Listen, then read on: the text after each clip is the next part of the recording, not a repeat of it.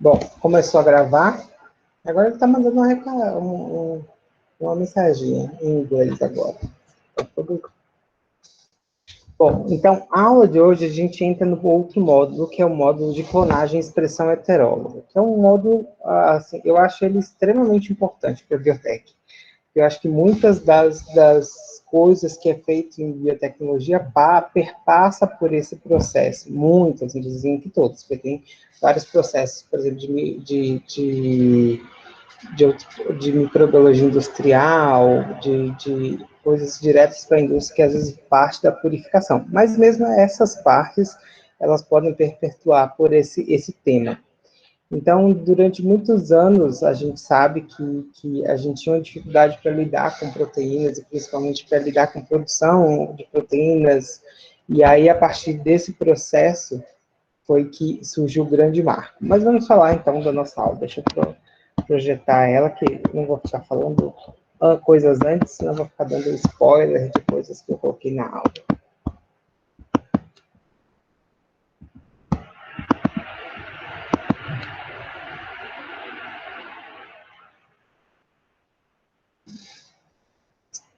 Estou conseguindo ver, bom, pelo meu celular eu estou conseguindo ver, então eu acredito que vocês estejam conseguindo ver também.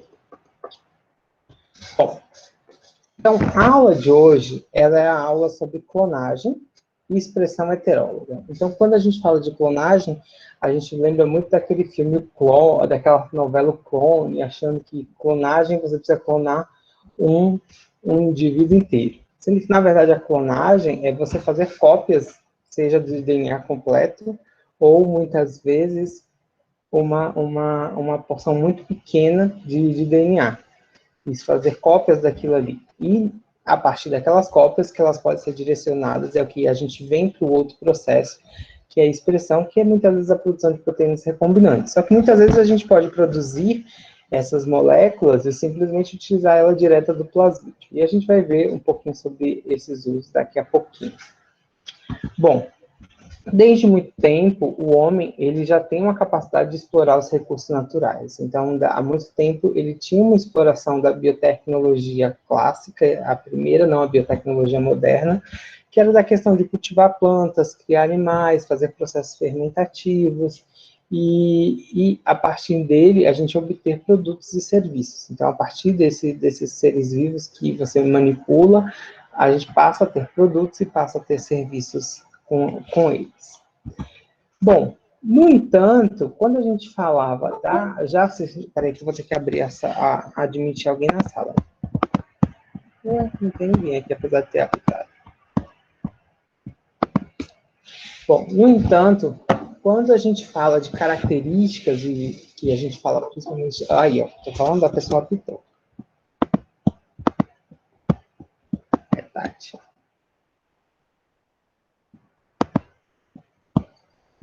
No entanto, quando a gente fala da questão de hereditariedade, já se sabia, há muitos anos, já se sabia que você conseguia fazer esses cruzamentos. No entanto, como que o resultado desses cruzamentos era uma coisa que a gente não entendia muito bem, os mecanismos eles eram muito desconhecidos.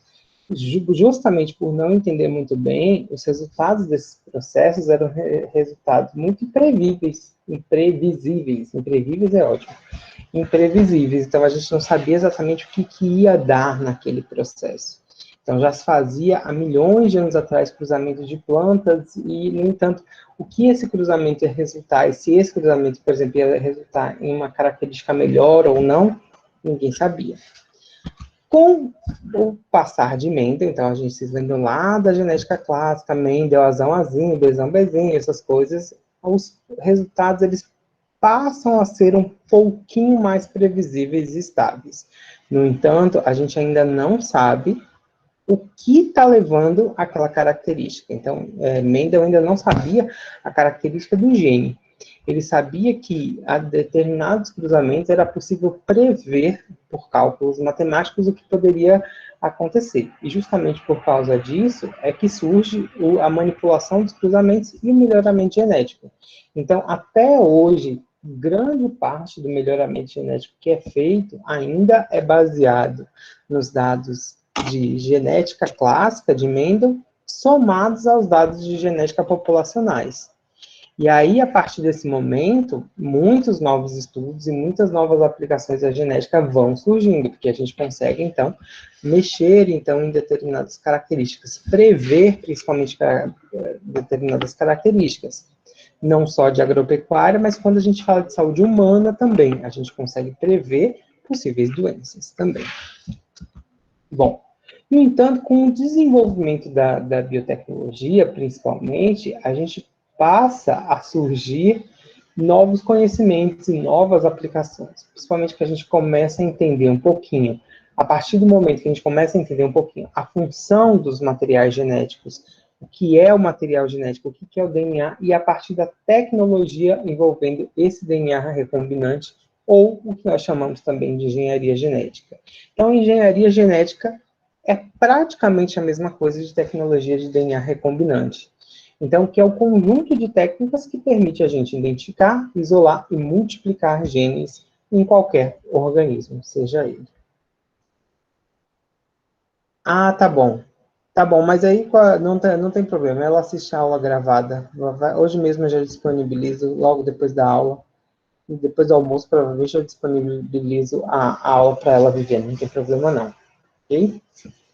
Então, a engenharia genética é esse conjunto. Como que surgiu esse processo? Antes de mais nada, a gente precisa lembrar de uma coisa, que é justamente o conceito de clonagem. Então, a gente acha que o clone é você fazer várias cópias dos indivíduos, principalmente quando você fala para alguém que não conhece, assim, não, eu estou clonando algumas coisas, a pessoa já abre o olho e fala assim, meu Deus do céu, praticamente, eu esqueci o nome não lembro se era Dr. Vitor, o homem da novela, esqueci, da novela Clone, esqueci o nome dele. Então, a pessoa acha que você está multiplicando, está fazendo indivíduos na prática. Na verdade, é assim, o conceito de clonagem, ele é um conceito de obtenção de quantidades grandes de uma determinada sequência de DNA. Então, é importante que a gente entenda esse conceito para ficar muito bem claro que existem diferenças. Claro, aquela técnica é uma técnica de clonagem, só que você está obtendo cópias de DNA a partir de uma célula, mas gerando novos indivíduos. É um pouquinho diferente, mas é quase que a mesma coisa que é aplicada ali. Bom, quando a gente fala da clonagem, a clonagem ela tem duas características. Primeiro, ela pode ser uma clonagem dependente de célula e uma clonagem independente de célula. A gente vai focar na clonagem independente de célula, porque a gente já falou da clonagem independente. O que é a clonagem independente? É a PCR.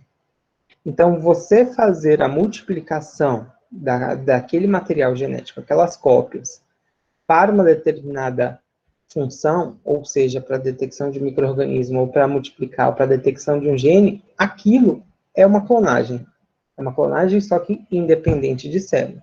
O nosso foco aqui é a clonagem dependente de célula. Então, essa clonagem independente de célula, ela veio desenvolvida principalmente a partir da história da tecnologia de DNA recombinante. E ela começa com Avery. Então, lembre-se que Avery, McLeod, eles lá em 1994, baseando nos dados de Griffiths, eles conseguiram ver que era um material genético que era capaz de levar a informação de um lugar para outro. Principalmente porque a atividade da transformação, cadê meu laserzinho? Ela era diminuída quando tinha a ação das DNases. Então, lembre do experimento de Griffith. Então, Griffith, ele ele tinha duas células, uma que apresentava cápsula e outra que não apresentava cápsula. Aquela que apresentava cápsula era virulenta e aquela que não apresentava cápsula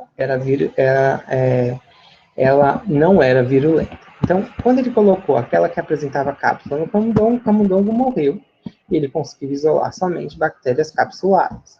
Quando ele colocou aquela que não tinha cápsula, o camundongo não morreu e ele ainda continuava apresentando aquelas colônias de forma característica das não virulentas. No entanto, Ele pegou essa bactéria que era virulenta, ferveu, ele matou por temperatura e colocou no camundongo. Lógico que se a bactéria estava morta, ele não teve nenhum isolamento. E aí ele pegou essa bactéria que estava morta e misturou com esta daqui e inoculou no camundongo. E o camundongo morreu também e ele só teve colônias desse tipo. Então, nesse processo, já se teve uma ideia que o material genético poderia ser transferido de uma bactéria para outra. O que Avery fez? Avery, MacLeod e Avery, McCarthy e MacLeod são 3 pesquisadores, não só Avery fez isso. Eles pegaram o mesmo processo, só que depois que eles misturavam, eles trataram com enzimas que degradavam proteínas, que degradavam RNA e com enzimas que degradavam DNA. Somente o processo de transformação somente parou de acontecer a partir do momento que ele tratou com DNase, ou seja, o que estava sendo transferido ali era o próprio DNA. Então, ele conseguiu chegar no princípio transformante. Então, existia o processo da transformação. E, a partir desse processo, a gente consegue saber que as bactérias têm capacidade de adquirir materiais externos. O outro processo também que ajudou muito foi o que Jacob e Monod, eles estudaram principalmente o controle de expressão gênica. Então, foi eles que descobriram o operon da lactose. Então, a partir dos dados que determinados promotores podem induzir a expressão de determinados genes e que esses promotores podem controlar a expressão, foi que a gente passa a entender que como se controla, não mais a estrutura do DNA, mas sim como controlar a transcrição daquele DNA para que ele depois resulte uma proteína depois do processo da tradução. Então, a gente passa a aprender a controlar isso. Então, a partir dos experimentos desses 2 pesquisadores, Jacob e Monod, é que a gente consegue, então, entender. Então, eles começam a entender os tipos de controles que podem existir. Então, todo aquele processo do controle da expressão gênica do operon LAC. A partir desse processo, em 1972, Paul Berg, ele tem a capacidade de fazer a primeira ligação entre materiais genéticos. Então, ele pegou a cadeia de um fago, e aí ele juntou com o operon da lactose. E ele conseguiu fazer uma molécula recombinante. Então, ele conseguiu juntar, ele conseguiu inserir em uma molécula de um vetor que era de um fago, a molécula de DNA. Então, a partir daí, você já começa a entender que materiais genéticos podem ser ligados.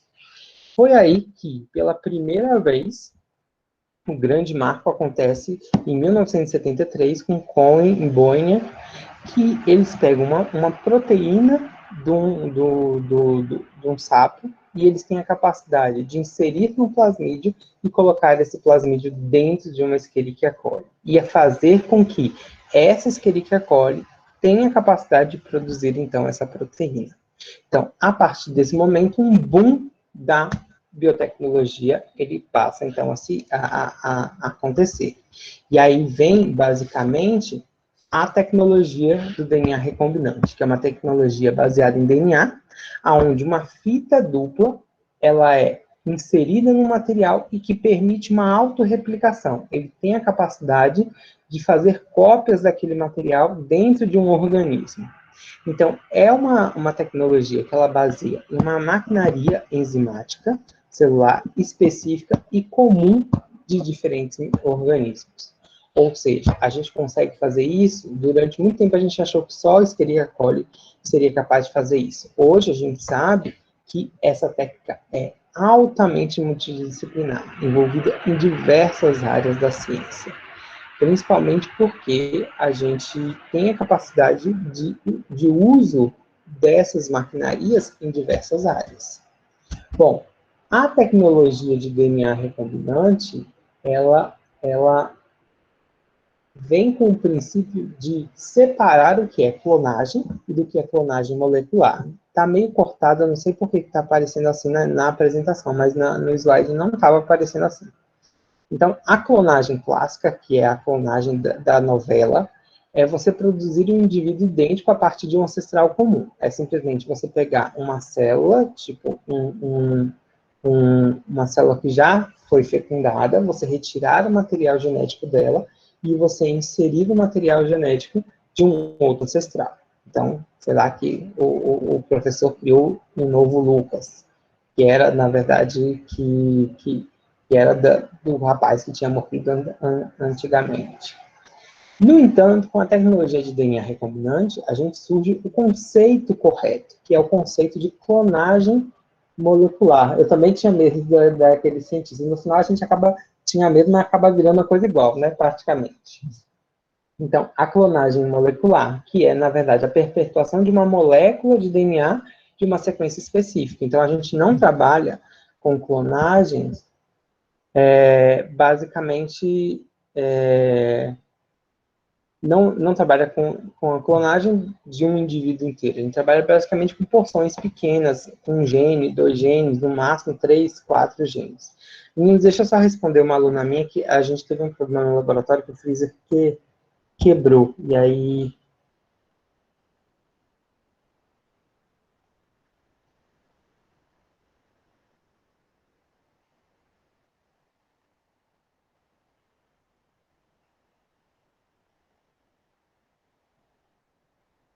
Só para avisar para ela que eu tô...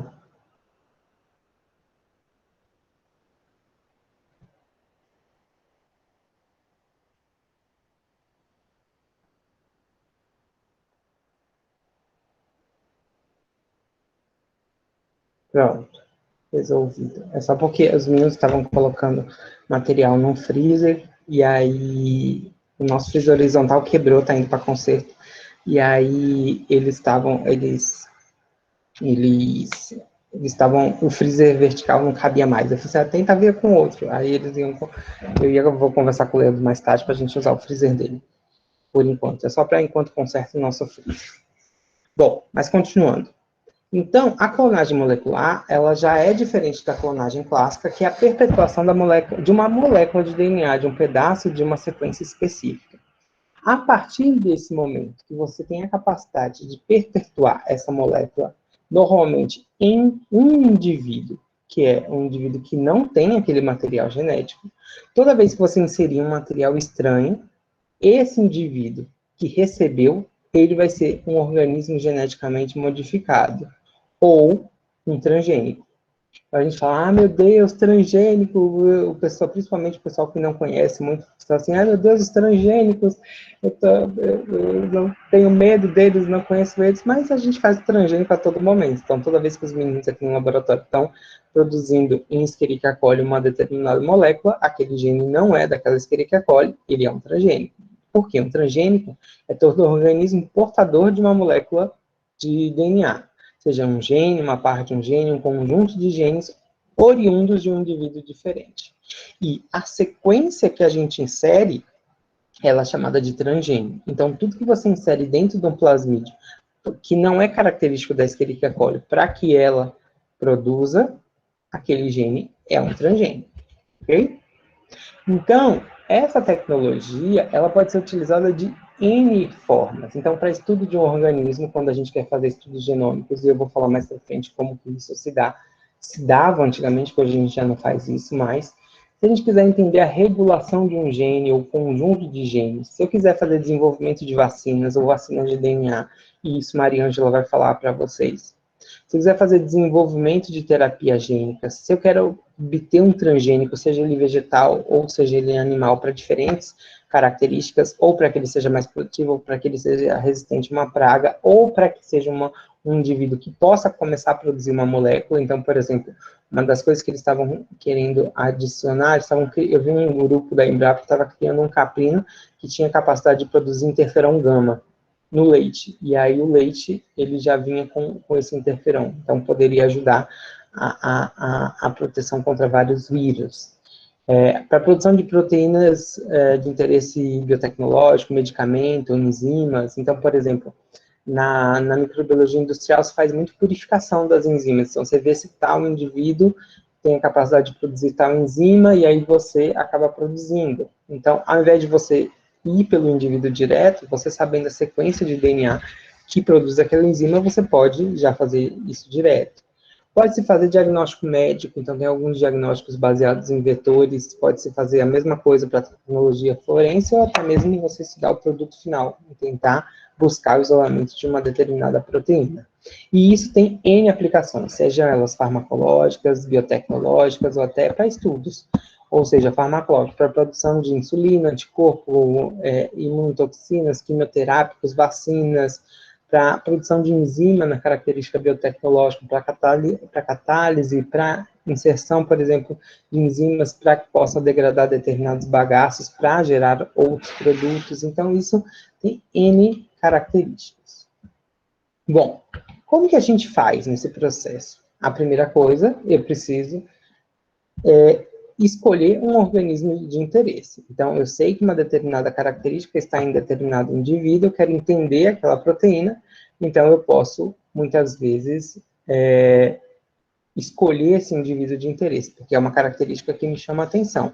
Ou seja, para inserir num outro indivíduo, ou porque eu quero estudar aquela característica mais a fundo.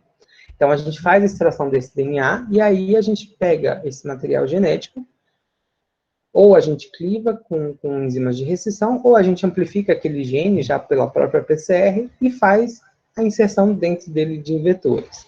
E aí, a partir daí, a gente insere esse vetor num determinado hospedeiro e o uso agora nesse determinado hospedeiro é o que vai depender. Ou seja, simplesmente só para multiplicar, porque eu quero mais cópias daquilo ali, ou porque eu quero produzir aquela proteína, ou porque eu quero que aquele indivíduo seja alterado pela produção daquela característica. E aí vai depender do processo.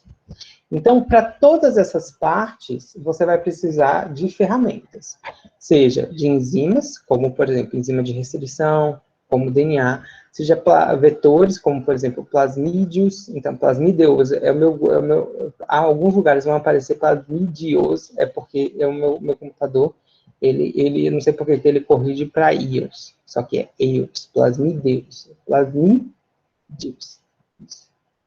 Ou você vai precisar de um hospedeiro, seja ele uma Escherichia coli, uma levedura, seja uma célula animal, ou seja uma célula vegetal.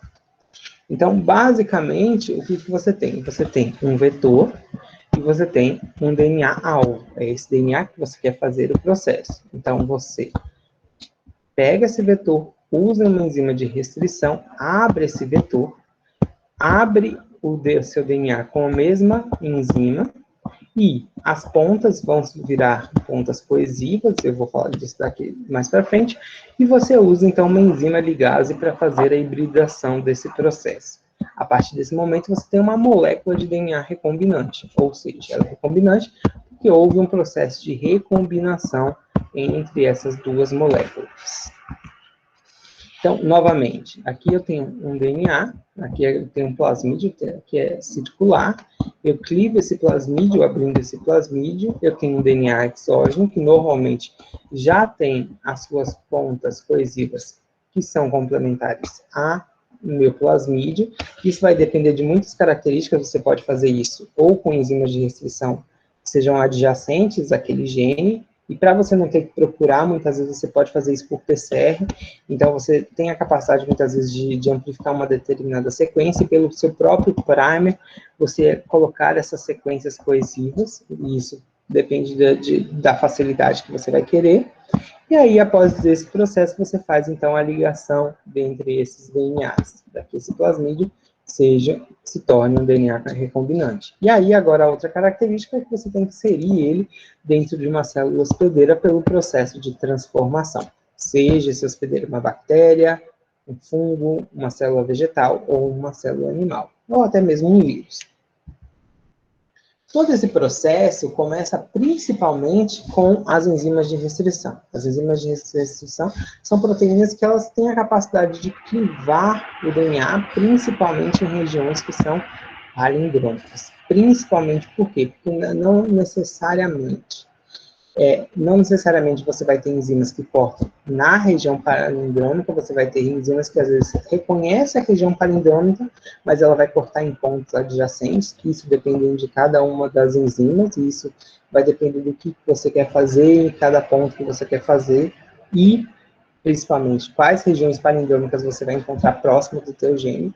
Isso também é extremamente importante, porque às vezes você não tem essas regiões, próximas do teu gene, ou elas estão muito tão próximas que elas podem acabar cortando parte do teu material genético, e isso também não é característica que te interessa, então muitas vezes as pessoas deixam de utilizar as enzimas de restrições e passam a utilizar a PCR. Mas vamos falar das enzimas. Então, o que é uma enzima de restrição? É uma enzima, normalmente uma endonuclease, ela é uma enzima bacteriana, ela normalmente, ela difere das linhagens que expressam enzimas de restrição. O nome é dado conforme a característica, já vou falar disso. Elas hidrolisam DNA em fragmentos definidos e reprodutíveis, então sempre vai ser daquela maneira. E é uma ferramenta bastante importante. Bom, como que se descobriu, na verdade? Se descobriu porque essas enzimas, elas são características na natureza, e elas têm como grande característica defesas contra vírus. Então, o vírus, ao entrar dentro de uma célula bacteriana, ele tem a capacidade de entrar e ele vai ser cortado pelas enzimas. E ao ele ser cortado pelas enzimas, ele então é destruído. Ele não tem a capacidade de se multiplicar dentro da célula bacteriana. Agora, que característica que, basicamente, uma enzima de restrição que é produzida dentro de uma bactéria tem a capacidade de cortar o material viral e não corta o material bacteriano? Principalmente por causa das metilações. Então, essas metilações que são feitas pelas metilases específicas de cada uma das enzimas, então, por exemplo, a metilase da Escherichia coli. Então, a Escherichia coli ela tem capacidade de produzir a EcoR1. E aí, você tem metilases que são específicas da EcoR1, porque elas também reconhecem o mesmo ponto onde a R1 reconheceria se tivesse na Escherichia coli, e pela presença dessa metilação, a enzima de restrição não consegue agir. Por isso, ela tem capacidade de se ligar a um material genético, que é um material genético viral, mas não tem capacidade de se ligar a um material genético que é da célula hospedeira. Então, aqui, um exemplo de um tipo de enzima de restrição, que é a EcoR1, que é uma das mais comuns, e aqui, por exemplo, é a BAM-H1. Bom, essa é uma outra também, EcoRV, tipo 1, porque ela é tipo 1 e tipo 2, elas têm duas subunidades, cada uma agindo de pontos diferentes. Por que essas enzimas, elas recebem essas nomenclaturas? Essas nomenclaturas, elas vêm muito relacionadas da onde que elas foram descobertas. Então, por exemplo, EcoR1. Então, ela é uma Escherichia, ela vem de uma Escherichia, o co vem de ser de Escherichia coli, o R vem da estirpe que ela veio, e principalmente o R vem não só da estirpe, mas vem também um pouco da característica daquela enzima, que tipo de clivagem que ela pode fazer. Então, normalmente, as clivagens que dão teoricamente, o nome das estirpes, e a ordem de descoberta. Então, a 1 é porque ela foi a primeira a ser descoberta nessa bactéria. Você vai ter EcoR2, EcoR3, isso dependendo de cada uma que elas forem descobertas e no tempo que elas foram descobertas, entendeu? Entendido isso? É bem tranquilinho isso. Então, o E vem da Escherichia, que vem do gênero, o O vem da espécie, o R vem da estirpe e o 1 vem da ordem. Então, ela foi a primeira a ser descoberta, por isso que ela é chamada de ECO1. Então, a enzima, ela tem capacidade de envolver o DNA. O que é uma estirpe? Uma estirpe é o tipo, por exemplo, é o tipo de Escherichia que a gente tem. Por exemplo, vou ir com um outro exemplo que é mais fácil. É porque tem o coronavírus. Então, a gente tem a variante, que é a variante P1. É como se fosse uma variante, só que as estirpes são dadas principalmente para bactérias. É como se fosse uma variante em bactérias, por isso que é chamada de estirpe. A estirpe é a mesma coisa que uma cepa, Luiz. É muito parecida. A diferença é que a cepa é uma estirpe que foi depositada num banco. Então, ela está categorizada em um determinado local. Por exemplo, se eu quiser, por exemplo, fazer um estudo com uma cepa, eu posso, muitas vezes, adquirir essa cepa de um banco, e um outro pesquisador que quiser reproduzir os meus experimentos, ele tem a capacidade de, no mesmo banco, adquirir essa cepa. Então, aqui, por exemplo, no Brasil, a gente tem vários bancos bacterianos, então, principalmente na Fiocruz, é o principal banco bacteriano que a gente tem. Mas você tem a principal banco bacteriano, que é a TCC, American Type Chip Collection, que toda vez que a gente vê Escherichia coli, a TCC 4782. E aí, porque essa cepa foi depositada. A diferença é que a TCC, ela cobra, ela vende para você as cepas, mesmo que tenha sido o teu grupo de pesquisa que tenha depositado lá. Não interessa. Se não for o mesmo pesquisador, eles cobram. Bom, então, a enzima de restrição, ela tem essa capacidade de reconhecer o ponto, e a partir daquele ponto, ela envolve o DNA em ambas as cópias, e, a partir daí, ela faz, então, o corte daquelas extremidades. Então, quando as enzimas elas fazem os cortes, existem praticamente dois tipos de cortes. Um, que é o corte por extremidades coesivas, então são pontas que elas não são iguais, e isso facilita muito mais a ligação de um material exógeno aqui, do que esse tipo de corte, que é um corte de extremidade cega. O corte de extremidade cega nem sempre é tão fácil você conseguir fazer a religação depois, mesmo que você tenha pontas específicas. Esse com extremidade coesiva são mais tranquilos de serem feitos. Qual é o grande problema das que são coesivas? Você pode cortar pontos que às vezes não sejam tão o que você quer, e isso pode resultar, às vezes, de inserção de materiais genéticos que você não queria lá dentro. Então, existem várias enzimas com alvos totalmente diferentes. Então, normalmente, quando a gente faz uma clonagem, a gente pega, por exemplo, um plasmídio que tenha vários sítios de corte e pega os mesmos sítios de corte próximos do teu gene. Então, você tenta buscar próximo do teu gene onde que teria esse processo. Então, por exemplo, você tem várias bactérias produzindo cada vez mais vem sendo descoberta. Hoje eu acho que a gente tem em torno de 400 a 600 enzimas de restrições diferentes. Existem programas de bioinformática que podem te dar. As mais comuns são ECO, BAM, RAI, HIND, são as mais utilizadas. TAC é da termos aquáticos, também é utilizada, mas não é tão frequente. E a SMA. A SMA é uma outra bastante frequente que a gente utiliza muito em biologia molecular. Então, qual é a grande questão? A grande questão é que, a partir do momento que você corta no teu plasmídio e corta no seu DNA exógeno, que eles fiquem com pontas coesivas parecidas e complementares. E, a partir daí, dessas pontas, é que esse material, então, fica ligado. E, a partir daí, então, que eu tenho meu material recombinante. Bom, no entanto, eu consegui plasmídio, só que o plasmídio, ele precisa ser mantido e ele precisa ser multiplicado. Outra característica, mesmo que você faça plasmídio, o plasmídio não é ainda uma estrutura muito estável. Ele precisa de estar dentro de um hospedeiro para se tornar um pouquinho mais estável. E para ele se tornar estável, a gente precisa de um vetor que multiplique ele dentro de uma célula.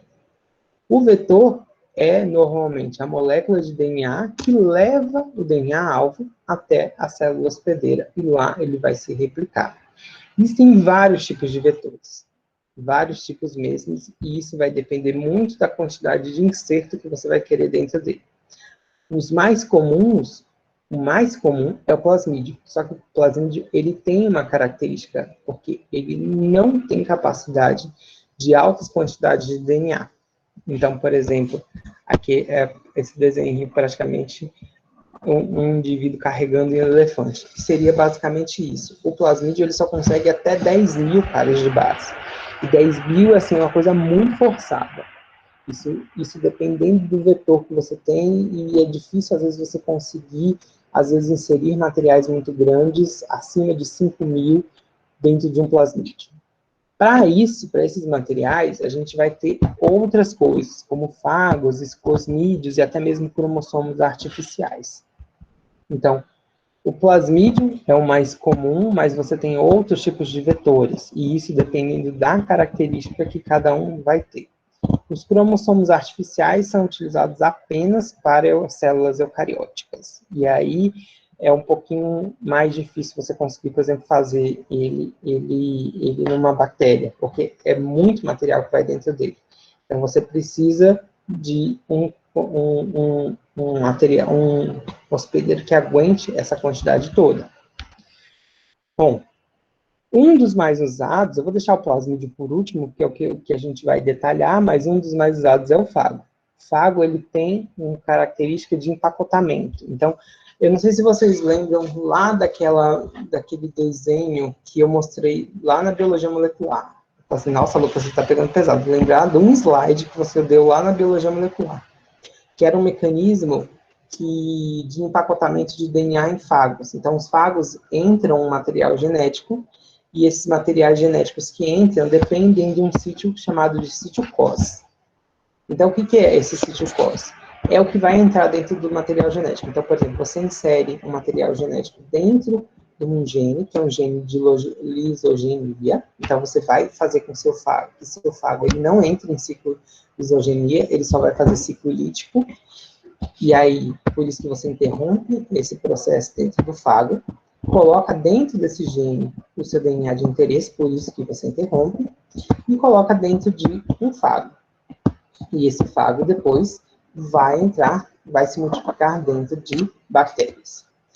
Lembre quando eu falei lá na biologia molecular que para o material entrar dentro da cabeça do fago é um processo de empacotamento por cabeça cheia. Então, vai entrando material genético até que a cabeça fique cheia e não entra mais nada. O que delimita se essa cabeça vai estar cheia? Não é só o preenchimento físico, mas a presença desse sítio COS. E esse sítio COS vai dizer que aquele material, eu repito, deixa eu só terminar que eu repito, vai determinar que aquele material entre dentro do fago, que esse fago, agora, com aquele material, vá para dentro de uma Escherichia coli.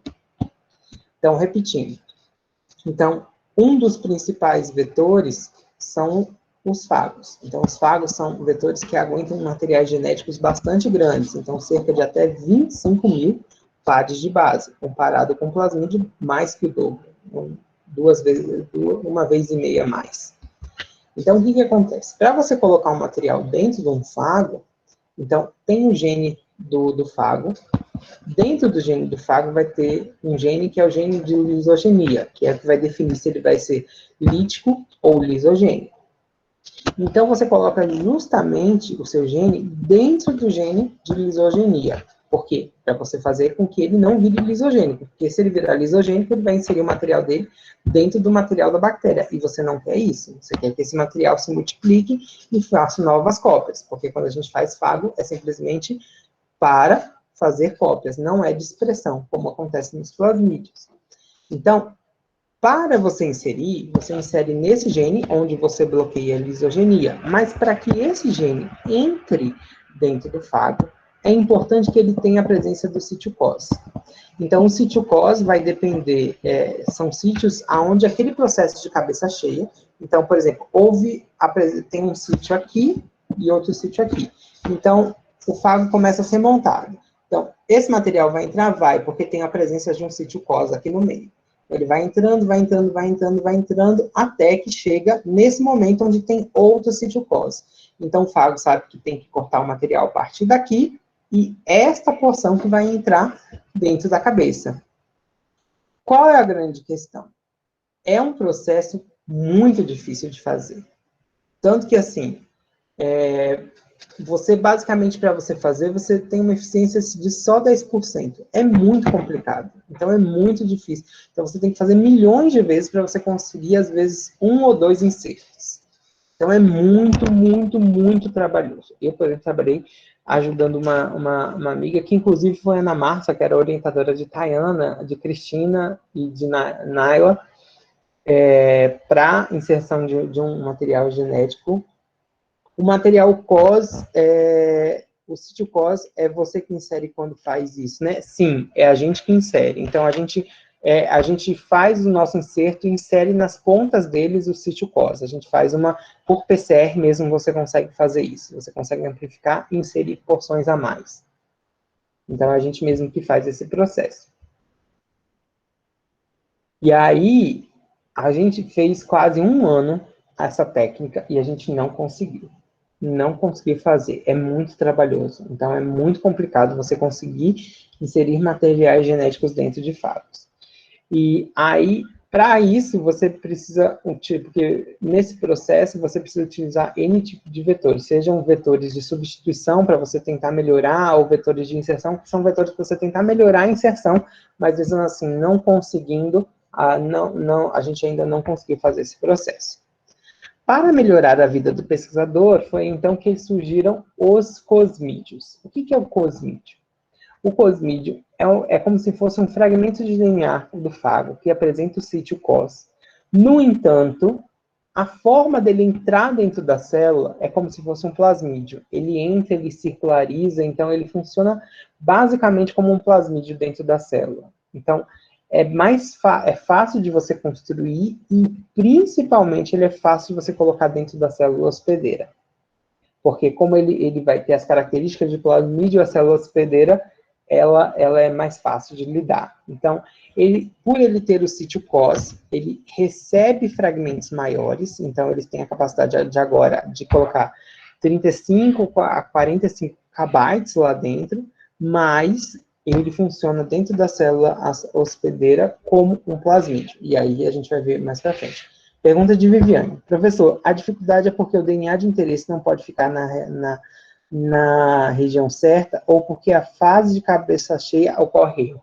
Porque a fase de cabeça cheia ocorre erro, porque é uma fase aleatória. No próprio fago, na vida natural do fago, é aleatória. Por isso que os fagos muitas vezes podem levar materiais bacterianos no processo da transdução. Porque é um processo muito aleatório, então nem sempre você vai conseguir colocar. Porque às vezes você pode estar colocando um sítio cos, materiais entre um sítio cos, mas por alguma característica, ele no meio, ele consegue reconhecer dentro do fragmento que você colocou que aquilo ali poderia ser um sítio de clivagem, e ele corta no meio. Então, às vezes você não consegue, você até consegue colocar, mas não consegue colocar inteiro. Então, é muito trabalhoso. Agora, o plasmídio, o cosmídio, ele é muito mais fácil. Então, o plasmídio que ele tem o sítio cos, ele tem o sítio do fragmento do fago, isso permite ele colocar materiais genéticos maiores, então ele vai funcionar na entrada para a bactéria como se fosse um fago, mas ele vai ter uma maneira de multiplicação e de inserção na célula bacteriana como se fosse um plasmídio, uma junção das duas coisas, e isso torna muito mais fácil. Pergunta de Eduardo. O cosmídio é mais eficiente em armazenamento só pela questão de ser circular? Não entendi muito bem. Não. O cosmídio ele é mais eficiente no armazenamento por causa do sítio cos. Então, o sítio cos torna aquela estrutura circular que depois vai virar um cosmídio, essa estrutura que depois vai virar uma estrutura circular mais fácil de entrada. É porque, assim, o que está ligado nesse processo do cosmídio? É porque o cosmídio, o sítio cos, também está ligado ao processo da injeção do bacteriófago somente do DNA. Então, o bacteriófago, quando insere o DNA, ele usa o sítio cos para entrar, porque na ponta do sítio cos tem a produção de lisozima. E a mesma coisa é utilizada no cosmídio. Ele além de suportar material, tornando essa estrutura mais íntegra, ele entra como se fosse a entrada de um fago, só que lá dentro ele circulariza e ele funciona como se fosse um plasmídio, tendo multiplicações independentes, certinho, porque ele é uma junção das duas coisas. Então, ele não veio da natureza, ele foi fabricado em um laboratório para conseguir chegar a essa característica. Entendeu? Mas o que o de nosso interesse mesmo é justamente os plasmídios. Então, os plasmídios são os grandes vetores de clonagem. Então, assim, se você tem capacidade, tem características que levem seu material genético para um plasmídio, trabalhe com plasmídio, porque vai ser muito, muito mais fácil de se fazer. Inclusive, uma das características que era às vezes montado plasmídio, que dava uma característica de tornar ele, às vezes, um pouquinho mais chatinho de fazer. Hoje em dia, você já consegue comprar plasmídios prontos com a inserção que você quer. Então, os plasmídios, eles têm as características de ocorrer naturalmente na natureza, é um material de fita dupla e circular.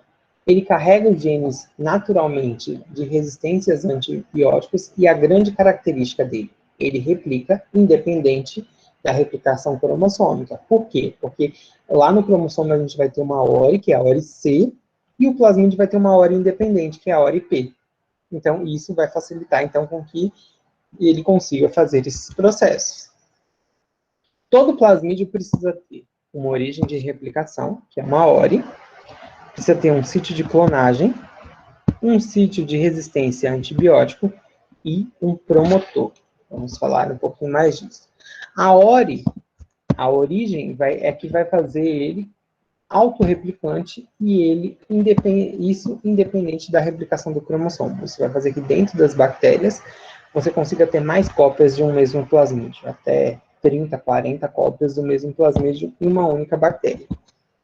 Outra característica, principalmente mais cópias desses plasmídios quando você tem principalmente vetores plasmídios que são de replicação, que a gente chama de PUC. São esses plasmídios que se multiplicam com maior rapidez. Outra característica, eles normalmente vão carregar genes de resistência. Então, eles aceitam até mais de um gene de resistência, que permite que a gente faça depois a seleção de quem foi transformado ou não. E eles também vão ter múltiplos sítios de clonagem. Então, o que a gente espera dentro de um plasmídio? Que a gente tenha ali naquele ponto vários sítios que recebam enzimas de restrições diferentes. Porque se você ficar com uma enzima de restrição, a sua chance de você encontrar um gene que tenha a mesma enzima de restrição vai ser muito baixa. Então, você vai vendo quais sítios de restrição que tem próximo do teu gene e vai vendo plasmídios que têm os mesmos sítios de restrição, que é o sítio que vai permitir fazer o processo dessa clonagem. E outra coisa que é muito importante, não em plasmídios de multiplicação, mas sim em plasmídios de expressão, que a gente vai falar deles mais para frente, é a presença de um promotor. A presença desse promotor vai fazer com que, além de eu apresentar cópias daquele material dentro da Escherichia coli, eu faça com que aquela Escherichia coli ela tenha a capacidade de produzir a proteína que eu estou colocando lá. Então, você precisa pensar muito bem nesse processo para você produzir essa proteína. Normalmente, são promotores que são fracos e fortes, dependendo de cada um dos plasmídios, e você tem uma possibilidade muito grande de regulação. A maioria dos promotores utilizados em plasmídios são promotores baseados no Operon-LAC, que a gente vai falar daqui a pouquinho sobre isso, ok?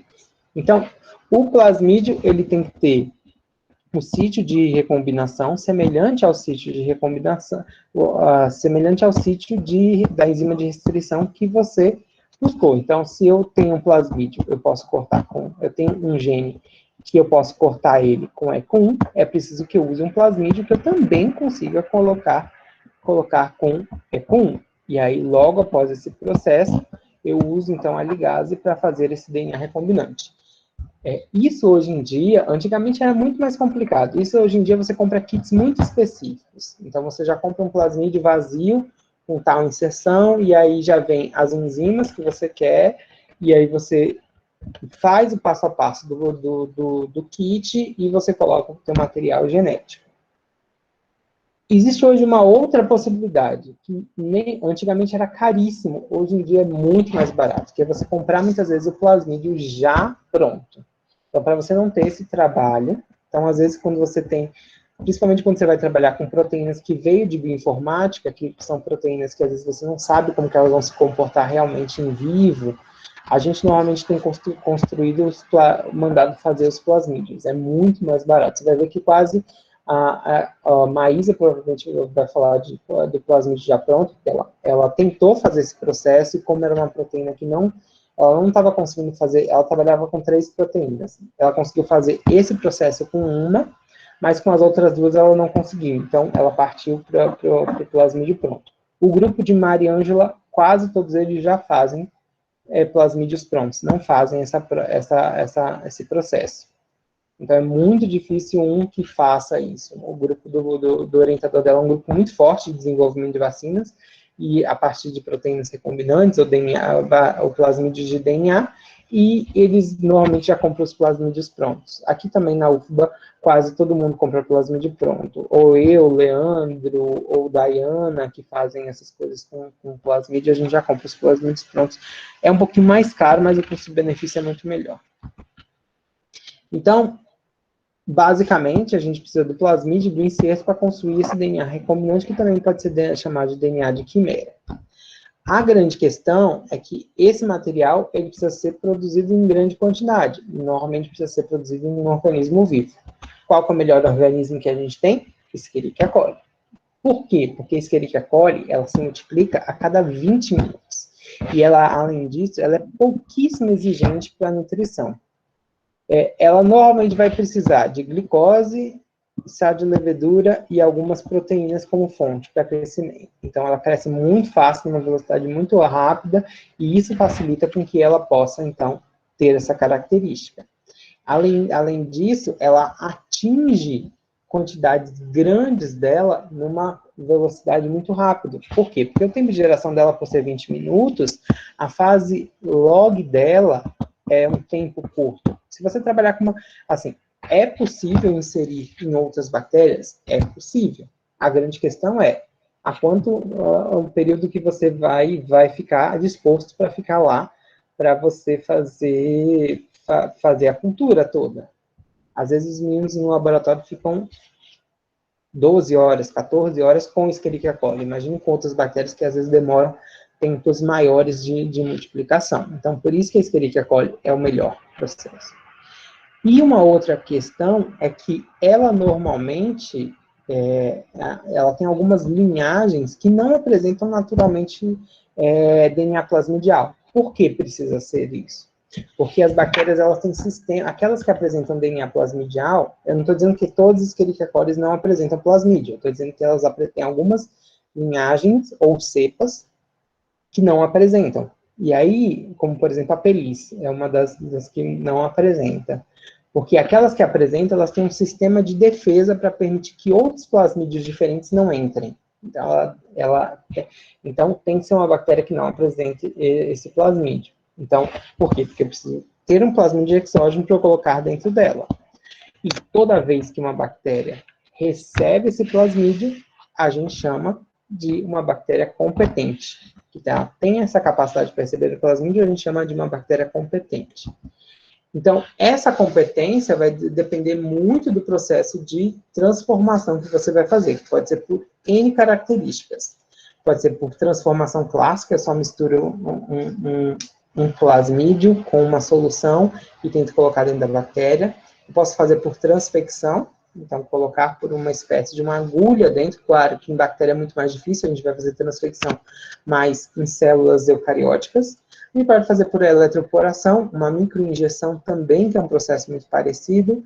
Pode fazer por bombardeamento é muito comum em células vegetais, ou a gente pode fazer por infecção viral. Então, a gente coloca um vírus que tem a capacidade de colocar dentro daquela bactéria. E aí, isso, então, acaba sendo um pouquinho mais trabalhoso.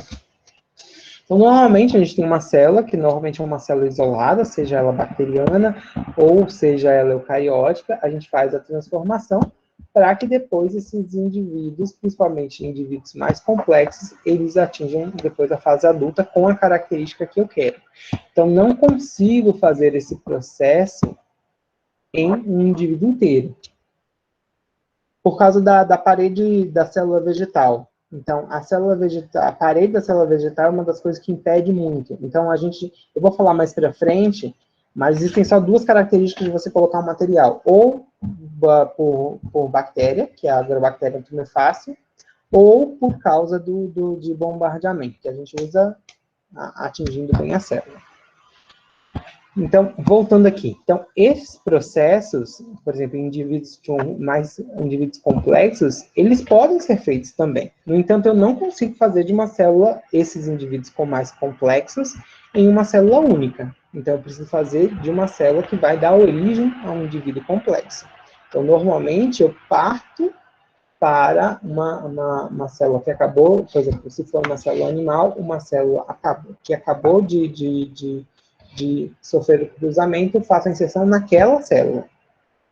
Se for uma célula vegetal, eu consigo fazer em várias células, mas depois eu consigo fazer o isolamento de células separadas, e depois com cultivo celular de plantas, eu consigo fazer a reconstituição do indivíduo. Então, eu não consigo fazer no indivíduo complexo. Eu até conseguiria, mas eu não teria capacidade de dizer que todas aquelas células receberam o meu material genético que vai ser transfectado. Então, isso que é a grande característica, entendeu? Indivíduos unicelulares ou células unicelulares são muito mais fáceis de fazer esse processo. Qual é a grande questão da transformação? Uma das transformações que a gente mais faz é a transformação em bactérias, e a gente pode fazer uma transformação que a gente chama de transformação química. Por questões químicas, principalmente de potencial de cálcio, de íons de cálcio, a gente altera toda a constituição do meio para alterar os íons. Esses íons de cálcio no meio, eles vão ter a capacidade de alterar a camada da célula, não fazendo com que a célula exploda, claro. Então, por essa alteração, formando essas zonas esses espaçamentos, que é o que a gente chama de zonas de adesão, é que o material genético é capaz de lidar. Então, simplesmente só pela modificação de cátions, de íons de cálcio e de cátions no meio de cultivo, eu consigo fazer esse processo. É um processo complicado, mas é mais barato de se fazer. E ele dá tranquilo como se fazer. Ele é complicado porque você tem que ter o pH muito certinho, você tem que ter a concentração, então você tem que ter uma pessoa que saiba fazer a solução muito bem. Se a solução estiver errada, isso não vai acontecer. Outro processo que a gente pode fazer é por eletroporação. Então, a gente compra um eletroporador. Então, nesse eletroporador... Peraí que alguém está entrando agora na Tati. Tati, ela tinha acabado de cair. Então, por eletroporação, a gente tem a capacidade de colocar uma suspensão bacteriana numa determinada cubeta, e pelo pulso elétrico, a gente tem a capacidade, da mesma maneira que os cátions, de alterar. E aí você tem a capacidade, então, de inserir esses plasmídios dentro da célula. Uma outra maneira que a gente pode fazer também é por choque térmico, que é bem baratinho também de se fazer. Então, você pega as suas células, e isso dá principalmente em células eucarióticas, é a que melhor dá para fazer, e em alguns micro-organismos que não têm paredes tão espessas. Em gram-positivos não dá para fazer. Gram-positivos negativos dá para você fazer, mas não tem tanta eficácia quanto as outras duas anteriores.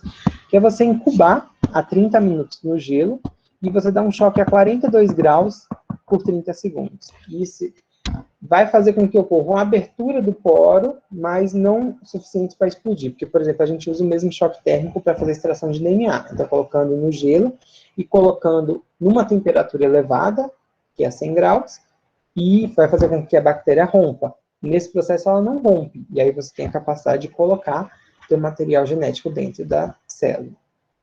E aí, agora, todas as bactérias que receberam esses plasmídios, elas vão ser chamadas de bactérias competentes. Dependendo do processo que você fez, se você fez por questão química, elas podem ser chamadas de cálcio competentes, ou se você fez por eletroporação, de eletrocompetentes. E aí, aqui a bichinha Hans, tadinha, que não conseguiu adquirir, ela é chamada de uma bactéria incompetente. Tadinha de Hans, porque todas as coleguinhas dela acabaram recebendo o plasmídio. Então, ao receber o plasmídio, eu também fico morrendo de dó de Hans, porque o bichinho, hoje, ele estava se sentindo um pouco incompetente, e eu de bactéria. É nada, Tati, eu sou super competente. Bom, e agora, uma vez que a minha bactéria recebeu o plasmídio, eu preciso justamente selecionar as bactérias que tiveram essa questão de serem competentes, ou seja, que são aquelas bactérias com os clones recombinantes. Você é super competente, não sei por que você acha que não é, não. Faz as coisas muito bem feitas. E aí, então vamos lá, vamos voltar à linha do raciocínio. Então, agora, eu tinha uma bactéria, eu tinha um plasmídio, eu consegui transformar essas bactérias, agora essa bactéria é competente, e eu preciso selecionar essas bactérias que são as bactérias competentes. Então, como que eu faço isso? Normalmente eu posso fazer por um processo simples. Como a grande maioria dos plasmídios tem resistência a antibiótico, eu posso simplesmente utilizar o mesmo antibiótico no meio de cultura. Então, por exemplo, eu coloquei para crescer as minhas bactérias, e agora eu simplesmente plaqueio elas nesse meio, que é um meio que tem um antibiótico que tem um marcador de resistência, e aí aquelas bactérias que têm o plasmídio vão crescer, e aquelas que não têm o plasmídio, elas não vão crescer. Então, aqui, por exemplo, vocês podem observar uma cultura com células que foram transformadas, então eu consigo garantir que cada uma dessas colônias, e é ótimo, porque se eu tenho uma bactéria que ela foi transformada e formou colônia, a colônia é uma multiplicação já daquelas bactérias. Então, aqui eu já começo a ter uma multiplicação só de células com aquela resistência aqui, com aquele plasmídio que me interessa. E aí, simplesmente, aquelas que, se não houve esse crescimento, significa que não houve transformação, então, neste processo. Qual é a grande questão? Quando a gente seleciona somente pela resistência, a gente está dizendo que o plasmídio está lá. Não está querendo dizer que o plasmídio está com o meu inserto que está lá. Porque às vezes eu posso ter misturado e às vezes o meu inserto com o meu DNA, eles às vezes não se ligaram, mas eu consigo colocar o plasmídio vazio, que a gente chama de vazio, dentro da bactéria. Para isso, a gente não utiliza só a resistência, a gente usa também a funcionalidade do plasmídio. O que eu estou querendo dizer? Estou querendo dizer que em muitos plasmídios, eles têm a presença do LAC1. O LAC1 é um gene que está relacionado também ao operon LAC. Então, a presença da lactose. Então, o que acontece? Quando eu tenho o LAC-Z, o LAC1 ou LAC-Z, não interessa qualquer um deles, presente dentro do plasmídio, eu uso esse LAC-Z como um ponto para inserir o meu inserto. Então, o sítio que vai ter, aquele sítio de recombinação com várias enzimas, vai estar dentro do LAC-Z. Por quê? Porque eu consigo inserir aqui dentro dele o inserto, e ao inserir ele dentro desse inserto, eu torno esse gene não funcional. E aí, agora, eu uso dois seletores. Eu vou utilizar um setor de antibiótico, eu vou utilizar o X-Gal, que é o X-Gal que vai ser degradado pela proteína, pela enzima produzida pelo LAC-Z, e eu uso um IPTG. O IPTG é uma proteína indutora do LAC-Z. Então, por exemplo, a presença do X-Gal e a presença do IPTG que vai fazer com que o LAC-Z funcione. O IPTG é um análogo da lactose. Então, o que vai acontecer? Então, se o meu plasmídio estiver vazio, não tiver tido inserto, essa proteína ela é funcional. Então, eu consigo converter o X-Gal, quebrar o X-Gal num produto azul. E aí, esse produto azul vai fazer com que as minhas bactérias fiquem azuis. Só que a bactéria azul é uma bactéria que não teve um inserto. Por exemplo, se eu conseguir colocar o meu inserto, ele vai estar dentro do gene da LAC-Z. Vai fazer com que essa enzima seja não funcional, porque o inserto está dentro. Então, ele não vai converter o X-Gal em um produto. Então, não vai ter colônia azul, vai ter colônias brancas. Então, além de selecionar pela presença do antibiótico, eu consigo selecionar também pela funcionalidade, onde azuis serão aqueles que só têm o plasmídio, mas o plasmídio não está com o meu inserto dentro dele, e as colônias que me interessam são justamente aquelas colônias brancas. Então, aqui novamente mostrando para vocês. Então, o plasmídio, ele tem, além do gene de resistência, ele tem o gene LAC-Z. Dentro do gene LAC-Z é que vai ter, basicamente, essa fotinha aqui é minha.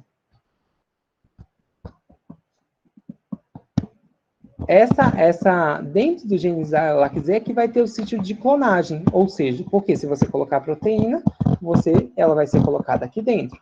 Se ela tiver vazio, se não tiver dentro do LAC-Z o meu inserto, a proteína vai estar funcional, ou seja, vai crescer colônia azul. Se você tiver o inserto, vai estar no meio da proteína LAC-Z, então não vai ter a produção da enzima. Então, o X-gal não é convertido e apresenta, então, colônia branca. Né? Eu também acho, Eduardo. Eu às vezes, eu me acho uma pessoa meio burrinha, porque eu não consigo pensar em desenvolver uma técnica nova. Eu falo assim, eu queria tanto ganhar o Nobel. Quem não queria, né? Só o Lucas, o lírio do campo, que queria ganhar o prêmio Nobel. Mas eu falo assim, mas eu sou meio burrinha, eu não consigo pensar em desenvolver uma coisa nova. Mas quem sabe numa cagada, como, por exemplo, Fleming fez com... Foi Fleming? Não, Alexander Fleming. Que fez com antibiótico, quem sabe uma cagada não consiga fazer alguma coisa ainda e ganha um prêmio Nobel. Na verdade, eu não quero prêmio Nobel pelo prêmio Nobel, não. Eu quero prêmio Nobel porque ganha $1 milhão por causa disso.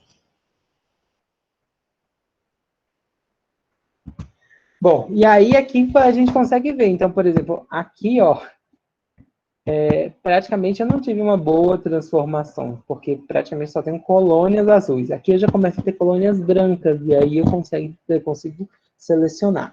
Isso daqui não é muito bom, não. Você ter colônias muito juntinhas não é muito bom, porque você depois vai ter que separar colônias a colônias. Então, o ideal é que você faça diluições para ter colônias mais separadas, como aqui. Claro, minha figura está muito melhor do que essa outra.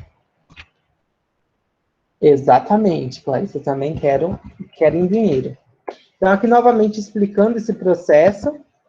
Então, por exemplo, eu posso ter, quando eu faço uma mistura, eu posso ter três processos. Por exemplo, eu misturei meu plasmídio com o meu inserto. Ao processo final, eu posso ter três bactérias totalmente diferentes. Posso ter bactérias que ou não tiveram o plasmídio, ou posso ter bactérias que tiveram plasmídio, mas não tiveram o meu inserto, e bactérias que tiveram plasmídio e o meu inserto, que são aquelas que eu quero. Então, esse meio é importante porque, por ele ter a marcação de resistência, por ele ter um antibiótico dentro lá, ele não vai permitir o crescimento dessas bactérias que não tiveram plasmídio. Essas bactérias que tiveram plasmídio, elas vão crescer, só que porque elas têm o gene de resistência. Mas por ela não ter um inserto, vai ser funcional, então tudo vai funcionar, as colônias vão ficar azuis. E esse, que é o que me interessa, que é aquela bactéria que recebeu o plasmídio com o inserto que me interessa, o gene vai ser não funcional, então as colônias brancas serão aquelas que crescerão. E essas colônias que me interessam. Ok? Além disso, além de você colocar, agora você precisa também identificar os clones que receberam basicamente a bactéria da maneira que o plasmídio da maneira que eu quero, porque vai ter plasmídio que pode ser inserido de maneira inversa, vai ter plasmídio que pode, por mais que eu coloquei um inserto, aquele inserto pode ter degradado e aquele plasmídio não colocou o inserto completo do jeito que eu teria. Você tem muitas condições, lembrando que você tem bilhões de materiais nucleicos ali, você pode ter N combinações de plasmídio, você pode fazer tudo isso, quando chegar lá no final você vê, eita, só entrou besteira, não entrou nada do que me interessava. Então, para isso, você precisa identificar, basicamente, muito bem os seus clones. E, normalmente, a gente identifica por técnicas. Ou a gente usa a própria enzima de restrição para ver isso, ou a gente sequencia o plasmídio, ou a gente faz hibridização, ou a gente faz uma PCR, ou até mesmo, se você tiver dinheiro, você já parte para tentar produzir a proteína e ver se é a proteína que te espera. Claro, você precisa ter muito dinheiro, porque você não vai gastar dinheiro tentando produzir uma proteína se você antes não teve. O mais comum é a gente utilizar, por exemplo, fazer uma extração do plasmídio, a gente chama de uma extração plasmidial, então existem kits que você consegue extrair só plasmídio, que a gente chama de mini PrEP, então são extrações que a gente chama de mini PrEP, você compra um kit onde você extrai só o plasmídio. E aí você faz uma PCR do plasmídio, você sabe se que aquele plasmídio que estava dentro daquela bactéria tem ou não inserto. E aí você consegue ver aqui, por exemplo, se você um controle negativo, nada, você não está amplificando nada. O plasmídio vazio não vai dar nenhuma banda. E aí, por exemplo, se o seu produto tem de 500 pares de base, ou ele pode ter 1000 pares de base, você pode fazer uma amplificação do plasmídio e aí tem que aparecer a banda correspondente. Então, se o seu material genético tem 500 pares de base, lá no 500 BP do PCR tem que aparecer a tua banda. Se seu plasmídio tem 1000 pares de base, tem que aparecer lá essa banda. Ou você pode fazer extrair o plasmídio de novo e cortar o plasmídio com a enzima de restrição que você utilizou para colocar. Porque o plasmídio vazio ele vai ter um tamanho e o plasmídio com inserto cortado com a enzima, ele vai ter o mesmo tamanho do plasmídio vazio, mais o tamanho do inserto que você colocou. Então, você precisa confirmar se o seu plasmídio realmente inseriu. Então, a gente faz essas combinações. Muitas vezes, antes da gente inserir, a gente já faz esses testes. Mas, normalmente, a gente faz depois. Então, até porque inserir, logo depois que inserir, você já coloca na bactéria, é um passo que vai seguido, uma coisa de cada vez. É muito mais fácil você já tentar colocar na bactéria e depois você tentar fazer mini prep para tentar ver se é aquilo mesmo. Ok? E aí, uma vez eu coloquei na Escherichia coli, quais são os meus usos? O principal uso é a formação de biblioteca. Então, por exemplo, eu quero fazer cópias daquilo ali.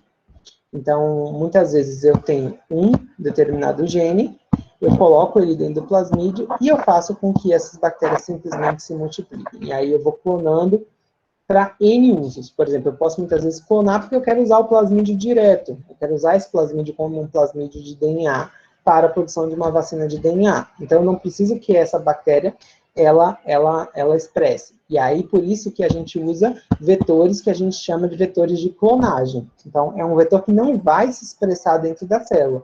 Ele só vai multiplicar, vai fazer com que as bactérias tenham 1, 2, 3, 4, 5 plasmídios dentro dela, e toda vez que a bactéria for se multiplicar, você vai tendo milhões de cópias daquele plasmídio.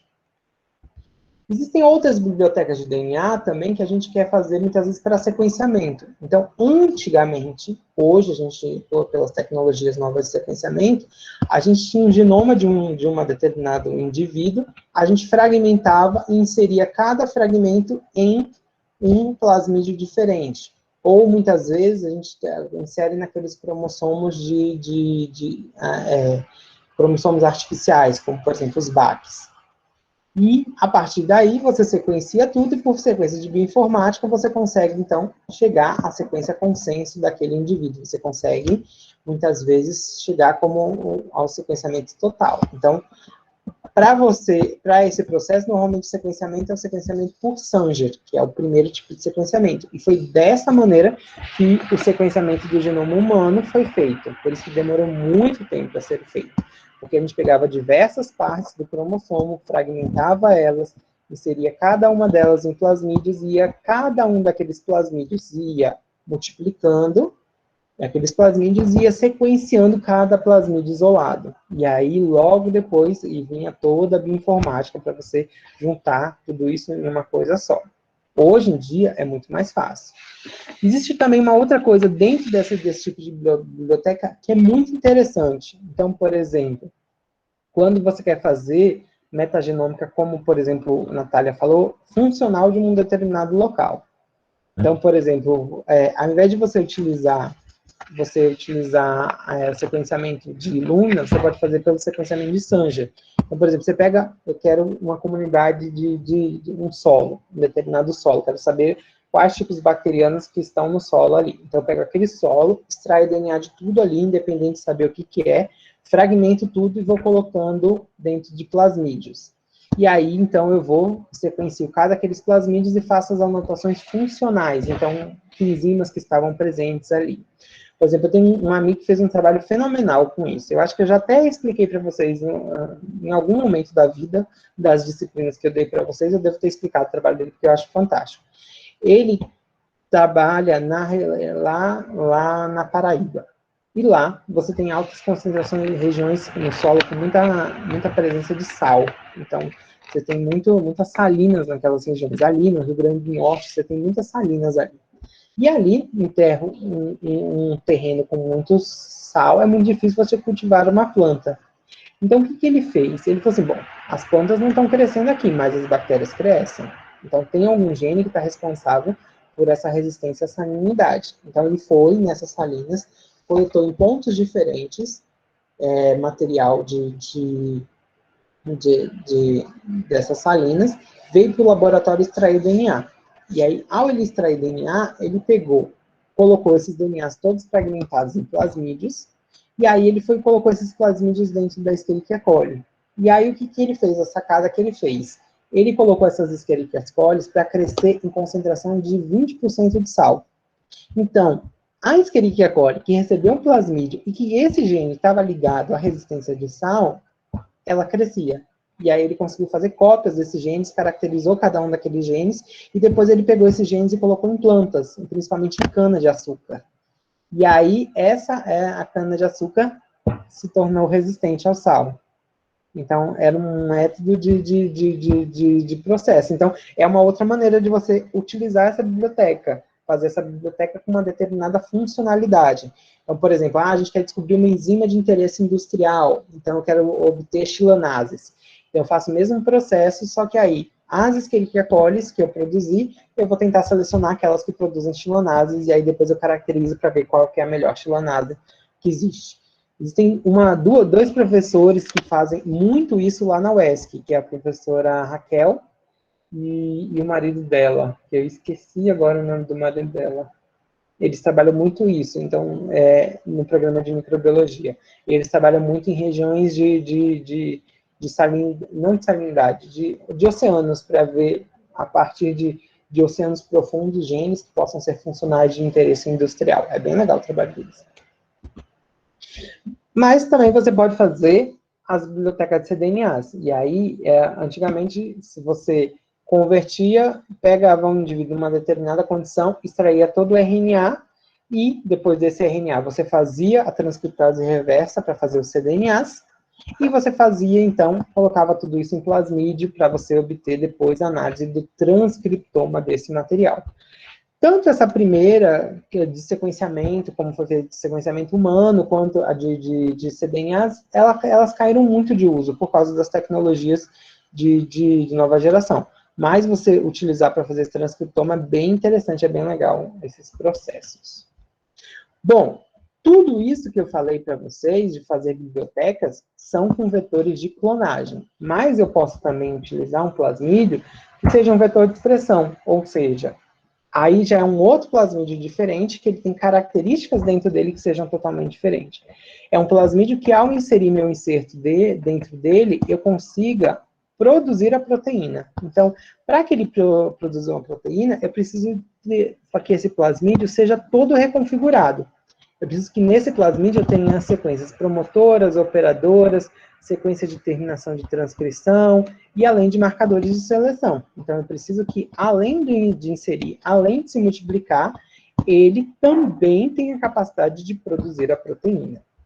Um dos principais vetores para isso é o PET28. O PET28, ele tem dentro dele o operon-LAC, como se fosse um operon-LAC um pouquinho diferente, e logo depois desse operon-LAC vem as sequências de restrição, que eu posso inserir meu material genético, e logo ao final da minha proteína, ele tem uma característica que é a presença de uma cauda, que é uma cauda que vai levar à produção de uma cauda de histidina. Então, eu consigo produzir ali, eu consigo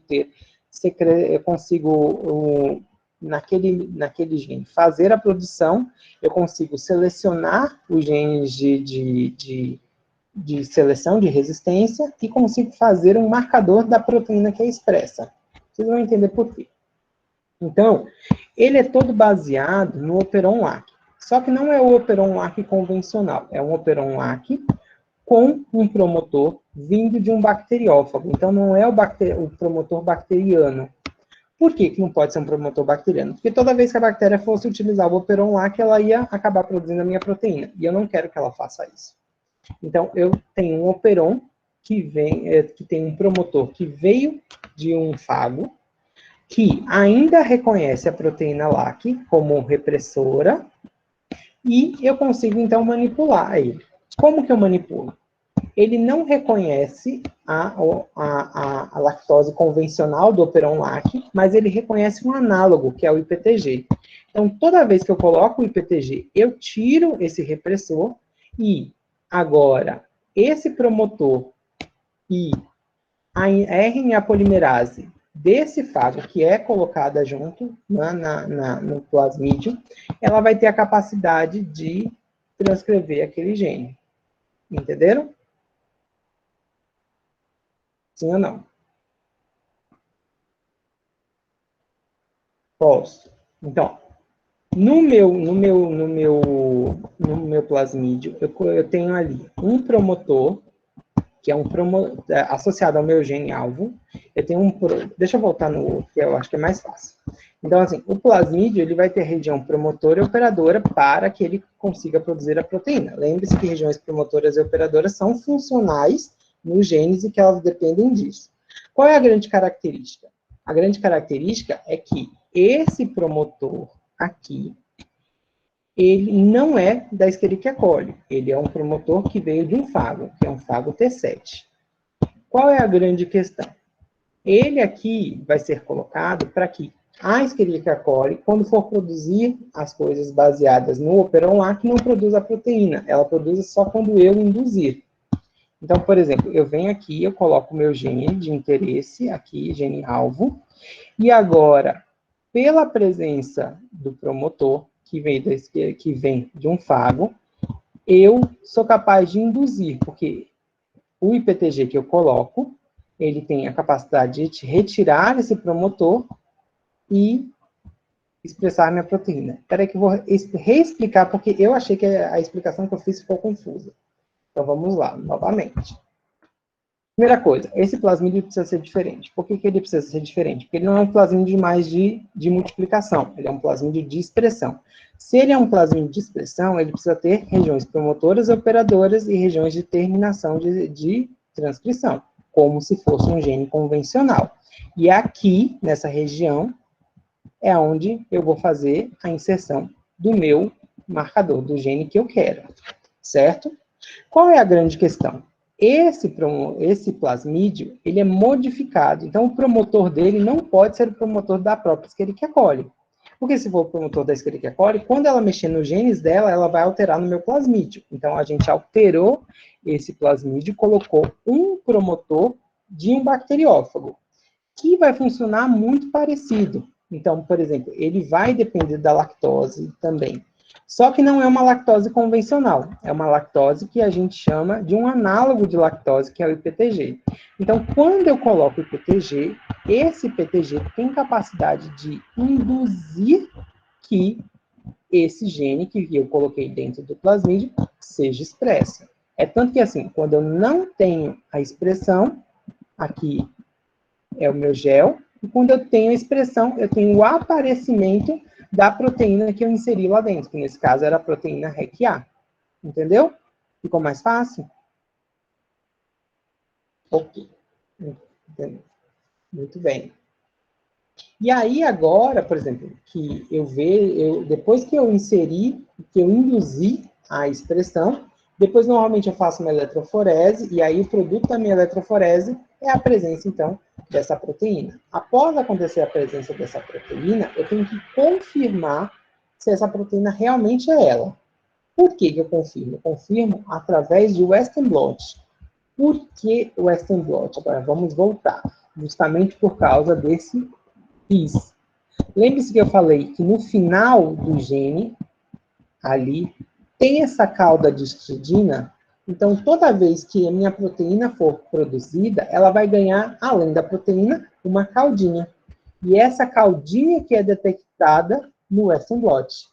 Por quê? Pela presença de anticorpo anti-RIS, eu consigo detectar, então, a presença da proteína. Eduardo, tem os sistemas até mais complexos, né? Que não precisa ficar inserindo o IPTG, que vai retroalimentando. Isso.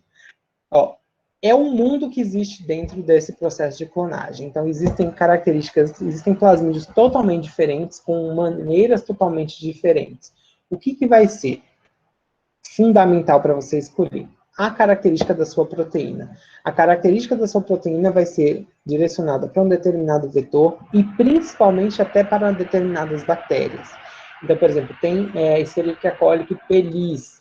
A feliz, ela tem a capacidade de produzir a grande maioria das proteínas recombinantes, mas ela não tem capacidade de produzir proteínas que tenham alta quantidade de... Ai, gente, aquelas ligações mais pesadas, aquelas ligações menos estáveis, mais estáveis das bactérias, esqueci agora. Pontes de sulfeto. Então, proteínas que levem à produção de pontes de sulfeto. Então, ela não tem essa capacidade de induzir, porque eu não consigo te dizer. Então, você tem que partir para outros tipos de Escherichia coli. Então, normalmente, quando a gente faz um processo de clonagem, principalmente de uma proteína que você acabou de desenhar, a gente usa um repertório de plasmídios diferentes, a gente usa um repertório de bactérias totalmente diferentes para a sua condição. Então, você precisa entender bem como funciona. Tudo você precisa entender muito bem. Precisa entender muito bem como funciona a Escherichia coli, como que funciona o seu vetor, para você achar o melhor vetor. Então, assim, e eu digo para vocês, é experiência. Cada vez mais você ficando experiente nesses processos, ok? E aí, por Resting Blot, você consegue fazer a seleção. Então, você consegue, depois da corrida, marcar qual proteína que tinha a presença da cauda de histidina, e eu acho que isso vai ficar, Maísa vai explicar isso melhor para vocês, porque eu acho que a aplicação prática dela fica bem interessante, que ela participou, fez todos esses processos, ela vai explicar. E logo depois a gente também faz a purificação. E a purificação é justamente pela cauda de histidina. Então, a gente usa na nossa coluna ligante de cauda de histidina, as proteínas que tiverem a cauda de histidina vão ficar presas, o restante vai passar, e logo depois você separa só a tua proteína que tinha, quando a gente usa um antibiótico, a gente consegue separar, soltar a histidina da matriz e só liberar. Bom, como que a gente, quais os usos disso? Um dos principais usos é o uso para a produção. É uma prova de a gente virar amigo de Jó. A purificação é uma prova para a gente virar amigo de Jó da Bíblia. Sim, exatamente. Aqui, por exemplo, essa aqui que é a coluna de purificação. Então, ó, depois que você cresce a bactéria, a gente normalmente faz um processo de quebra mecânica, a gente pode fazer por sonicação, e aí você diferencia em duas frações solúveis e fração insolúvel. Fração solúvel é o produto que veio da centrifugação que ficou no sobrenadante, e o produto insolúvel. E a matriz solúvel é o que a gente vai colocar para purificar. Então, a gente quebra toda a bactéria por sonicação, e aí o que está dentro da bactéria começa a ser liberado, normalmente sua proteína está lá, ela é liberada. A gente, então, vem para uma coluna de afinidade. Essa coluna, ela tem vários... esqueci a substância que vai dentro dela. Não é a mesma substância que vocês usam para química orgânica, para plantas. Eu esqueci agora. Esquece. Não vou lembrar agora o nome da matriz. Então, a gente...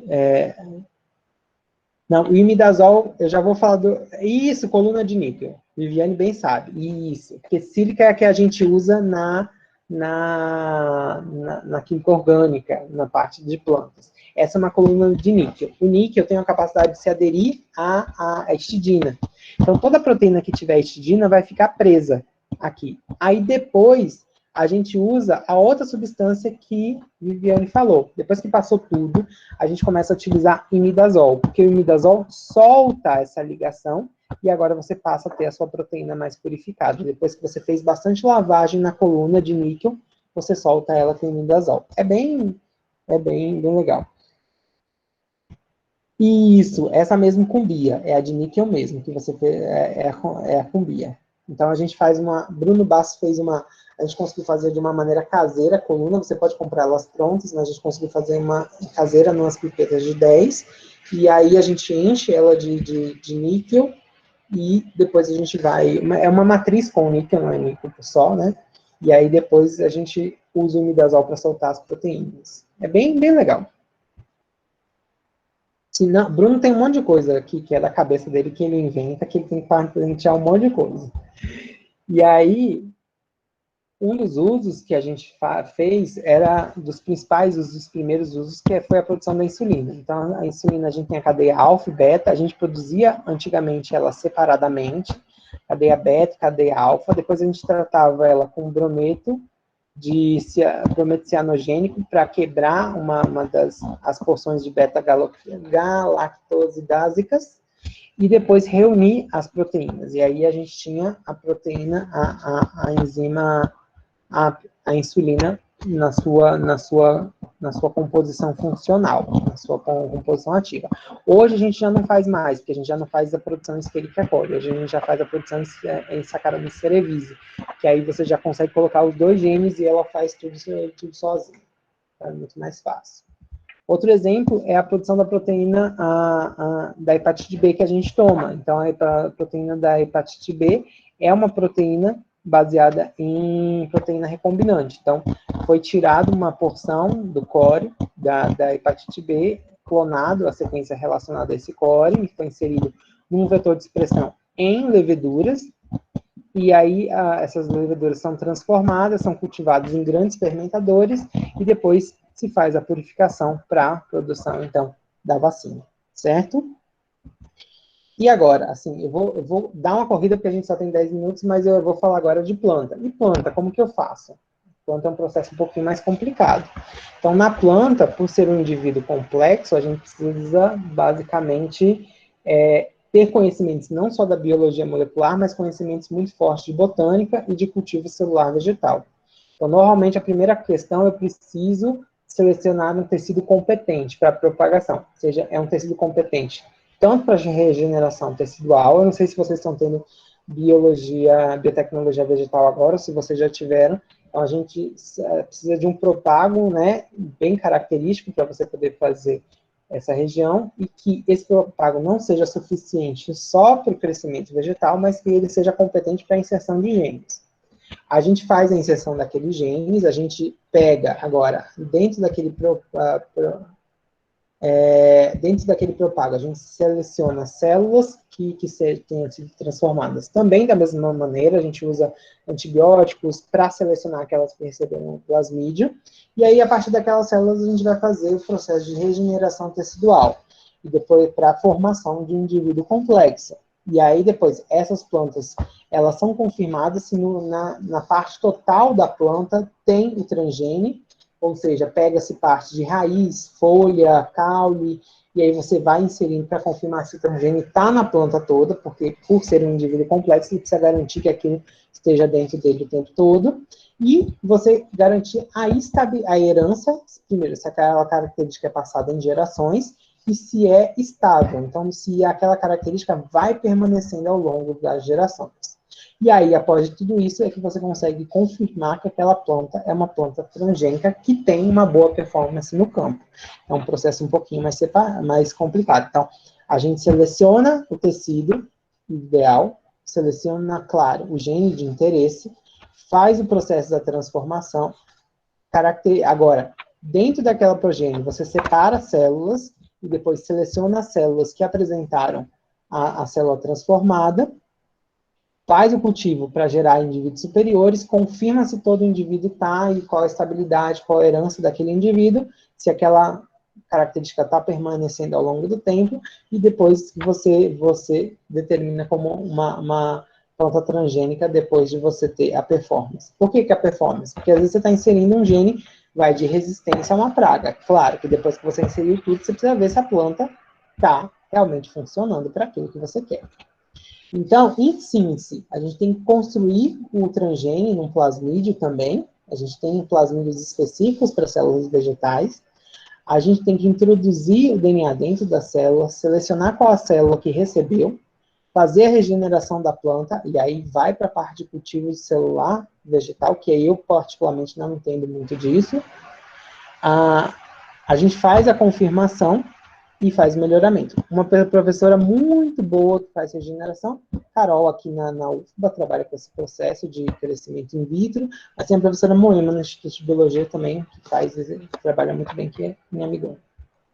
Não puxando a sardinha para ela.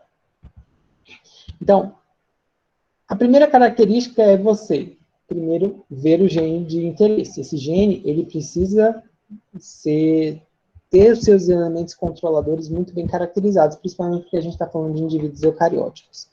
É muito mais fácil no procarioto, porque o procarioto é muito mais simples. Então, o que eu falo de elementos controladores? Você precisa garantir que toda a maquinaria relacionada a introns e exons seja muito bem feita dentro daquela célula. Então, você precisa ter uma maquinaria muito compatível. Então, para que aquela célula vegetal reconheça. E também você precisa ter um marcador de seleção, claro, da mesma maneira. Ou um gene de resistência a antibiótico, ou um gene de resistência a herbicida, independente, para diferenciar células transformadas e não transformadas, da mesma maneira que a gente faz na Escherichia coli. E aí, então, você tem que formar o seu plasmídio. E é muito importante, porque plasmídios bacterianos não são plasmídios vegetais. E aí você precisa também entender muito, e quando você usa agrobactéria, como é fácil, você precisa ter um plasmídio que tem uma característica específica, que eu já vou falar para vocês. E aí, a grande característica agora, uma vez você construir o seu plasmídio com o seu gene de interesse, com o transgene de interesse, é você colocar ele dentro da bactéria. Dentro da bactéria não, dentro da célula vegetal. Para células vegetais, a gente tem duas maneiras. Que é utilizando uma bactéria, que é a agrobactéria tumefácea.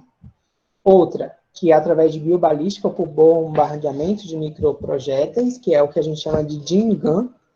E cada um deles vai ter uma característica muito específica, eu vou falar delas agora. Principalmente do Agrobacterium tumefacium. O Agrobacterium tumefacium é uma bactéria gram-negativa, de um tipo bacilo, e ela tem a capacidade de formar o que a gente chama de galha dentro da planta. E aí, ela é uma espécie de um tumor que ela forma dentro da planta da célula vegetal. E ela afeta tanto dicotiledôneas como monocotiledôneas, que eu não sei nem se chama mais assim, porque faz tanto tempo que eu não vejo botânica na minha vida, e principalmente os grupos dos rhizobiáceos, são as principais, que são feitas, né? Ela tem capacidade de formar essas coroas de galha, que é uma espécie de um tumor na célula vegetal. E através dessa característica dela, que elas são selecionadas para inserir materiais genéticos nas plantas. Por quê? Primeiro, ela tem uma característica natural de infecção em formar esses ferimentos. Uma outra característica muito importante dela é que, ao entrar na célula vegetal, ela tem capacidade, no tecido vegetal, ela tem capacidade de pegar aquele gene de interesse e inserir aquele gene de interesse dentro da célula vegetal, e lá dentro da célula vegetal, aquele gene de interesse vai ser integrado no genoma da célula bacteriana. O pessoal fez por agrobactéria, que não é fácil. Eu lembro que eles fizeram dessa maneira. E aí, por essa característica dessa bactéria conseguir colocar esse gene dentro do material genético da célula vegetal, é que ela é utilizada.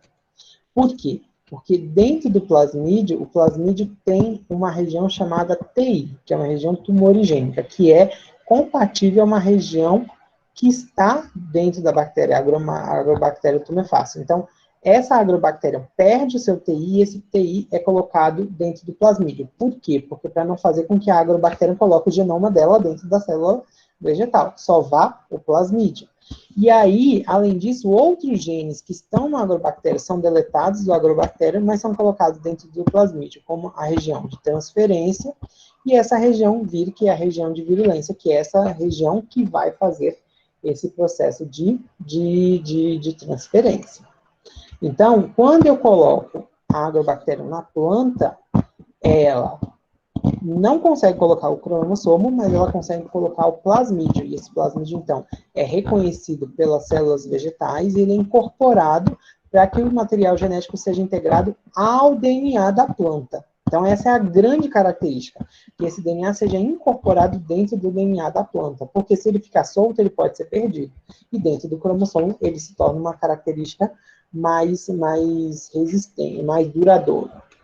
Após esse outro processo, é justamente por biobalística. A biobalística em planta é muito diferente de biobalística em outras células vegetais. Então, a gente pega a cultura de célula e a gente coloca dentro desse local aqui, ó. E aqui a gente usa um capilar que puxa o meu plasmídio, só que esse plasmídio agora está solto, e eu coloco ele misturado com micropartículas de tungstênio. E aí, essas micropartículas de tungstênio, os plasmídios se ligam dentro delas, e elas que vão ser bombardeadas dentro da célula. E ao elas serem bombardeadas por uma pressão, elas têm a capacidade de entrar dentro da célula, e agora aquele plasmídio vai ser um plasmídio integrativo, ele vai se integrar também do genoma. Qual é a grande diferença? Aqui é muito mais barato de você fazer. Então, você vai fazer simplesmente por um processo natural. Aqui é um processo muito mais caro, porque esse equipamento bombardeador é caríssimo de ser feito. Se eu não me engano, ele estava em torno de 250 mil reais um equipamento desse, para você conseguir fazer este processo. Ok? Sim, é tudo na ciência caro, gente. E aí, logo depois, você tem que fazer a transformação. Então, para você fazer a transformação, você começar a separar células que tiveram plasmídio, aquelas que não tiveram plasmídio, e poder fazer o processo depois de regeneração para a formação do indivíduo daquelas células que foram selecionadas. O mais interessante é que você tem um bom marcador de seleção. Então, por quê? Porque é diferente de bactéria. Diferente de bactéria, bactérias normalmente têm um processo de inserção do DNA muito mais fácil. Aqui, como o DNA precisa entrar, e não só integrar, ele precisa entrar, ele precisa se integrar no genoma, os processos de seleção precisam ser muito bem feitos. Porque normalmente só uma de 1000 células que você tenta que vai entrar com material genético. Por isso que faz muita transformação. E aí, normalmente, logo depois que você tem, você faz a seleção daqueles que tiveram material genético dentro do cromossoma bacteriano. E a gente faz o uso ou de antibióticos ou de herbicidas. Mas não só antibióticos e herbicidas. Antibióticos, os mais usados são canamicina e hidromicina, que são antibióticos que podem levar à morte da planta. Herbicida, glifosato, que é o mais comum, mas a gente pode nem utilizar nenhum nem outro, a gente pode utilizar genes de fluorescência, como, por exemplo, o GFP. É um gene que, ao você emitir uma fluorescência, você consegue ver a mesma planta fluorescente em luz UV. E aí fica mais fácil você saber, primeiro, aonde esse gene está e se ele está pela planta toda. Tá? Porque você consegue saber que está nas folhas, que está na raiz, que está no caule, pela presença do GFP. A antibiótico e o herbicida não me dá essa característica. E logo depois você vai para a etapa de laboratório, onde você vai cultivar in vitro essas plantas para que do calo a gente tenha a formação das raízes e logo depois da brotação e a formação desses indivíduos. E por fim, tinha aqui um slide que eu acho que eu devo ter deletado. E por fim, a gente vai para o campo, para agora fazer várias, aqui, parecido com aquele que a gente viu na genética, que é justamente aquelas gerações. A gente faz cerca de, eu acho que, 35 gerações para você fazer exatamente, para ver exatamente se aquela característica está se perpetuando. E em células animais? Em células animais é igualzinho com células vegetais. Tem que ser muito parecido. Você precisa ter uma garantia que o seu gene entrou na célula e que principalmente ele se integrou no teu DNA. A diferença se dá na entrada. Então a gente não usa nenhuma bactéria, a gente não usa biobalística para colocar dentro dela, porque você pode ter um rompimento celular. A gente usa microinjeção. Então, a gente pega uma célula e, por microinjeção, a gente tem capacidade de colocar material dentro dela, material genético dentro dela. E aí, depois você vai fazer todo o processo de transformação para a formação de um indivíduo. Qual é o grande problema? A gente não consegue fazer indivíduos complexos. Consegue, mas a gente tem uma dificuldade muito grande de fazer esses indivíduos complexos. Então, normalmente, a gente faz a inserção para transformar determinadas células. E essas células transformadas vão ter determinadas características, como, por exemplo, a gente faz muito transformação de célula... Ai, meu Deus, gente, célula-tronco. Eu estou péssimo para lembrar as palavras. Células-tronco. Por exemplo, que a gente sabe que depois a gente pode ter o uso daquelas células-tronco com determinado material. Então, por exemplo, o reparo de genes. Então, você pode reparar um determinado gene e depois utilizar aquela célula-tronco para regenerar um determinado tecido. Agora, é muito mais complexo você pegar uma célula, alterar aquela célula e formar um indivíduo mais complexo. Mas não é impossível. Tem muito grupo de pesquisa que faz. Tem um grupo na veterinária da USP que eles fazem justamente a formação, para a formação de bioreatores naturais, que, por exemplo, animais que produzam determinadas características. Então, por exemplo, um animal que, a partir do leite que você tomar, você, além do leite, você vai receber uma outra característica também. Então, eles fazem muito trabalho com caprinos, inserindo nesses caprinos, principalmente lá no processo logo depois da fecundação, você faz a alteração do gene a partir dali. Então, normalmente, a mesma coisa, a gente usa o GFP para selecionar aqueles indivíduos que receberam plasmídio. Então, basta você, além de colocar no plasmídio o seu gene de interesse, você também colocar o gene GFP, levando, então, à formação desses indivíduos fluorescentes, ou seja, sejam indivíduos que tiveram o plasmídio dentro deles, então vão estar produzindo aquela proteína. Porque o método agora de você selecionar exatamente é diferente de uma planta, que você pode pegar uma célula, que essa célula vai se regenerar. Aqui você tem que pegar uma célula recém-fecundada. Então, você não pode gastar essa célula fecundada para caracterizar se aquela célula recebeu o plasmídio. Então, você tem que inserir algum outro tipo de marcador. E aqui, por exemplo, é um exemplo de um trabalho pessoal de lá, que eles fizeram um suíno que ele tem gordura do tipo ômega 3, que é uma gordura teoricamente mais saudável, então não alterava nada esse indivíduo, mas eles apresentavam esse tipo de gordura. E para afinar nossa aula, não vou falar porque é assunto de uma outra aula, de um outro módulo, hoje também tem sido muito mais fácil manipular, inserir esses genes ou corrigir esses genes pela técnica de CRISPR. Então, pelo CRISPR, a gente consegue manipular e regenerar determinadas células diferentes do uso de plasmídio. Então, o mundo do CRISPR vem aí, como spoiler, por um grande mundo de edição ou controle de DNAs e RNAs. Mas isso, assunto para a nossa aula, já chegamos em 12, meio-dia e 35, acabamos a aula de hoje. Meninos, alguma dúvida?